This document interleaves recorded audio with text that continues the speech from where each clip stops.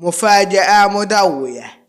هل بالفعل ستكون هناك مباراة ودية بين المنتخب الجزائري والمنتخب المغربي؟ هنعرف في هذا الفيديو ما حقيقة إجراء مواجهة ودية بين الخضر والمنتخب المغربي. ولكن قبل أن نبدأ لا تنسى الاشتراك في القناة وتفعيل الجرس والضغط على اللايك ليصلك منا كل جديد. كثر الحديث مؤخرا عبر العديد من وسائل الإعلام عن وجود إمكانية إجراء المنتخب الوطني مواجهة ودية أمام المنتخب المغربي تحضيرا لكأس إفريقيا 2023 بساحل العاج.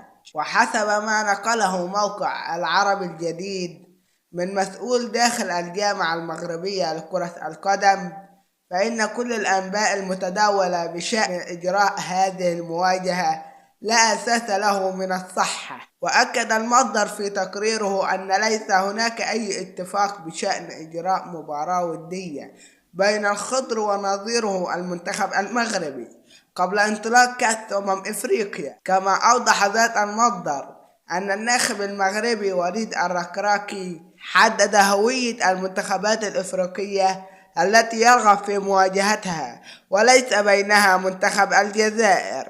ويريد الركراكي مواجهة منتخبين إفريقيين يلعبان بنفس طريقة منافسه في المجموعة السادسة في كأس إفريقيا، والتي لا تطابق مع طريقة لعب أي منتخب مغاربي. وفي النهاية هل تتمنى حدوث مباراة بين المغرب والجزائر؟ والسلام عليكم ورحمة الله.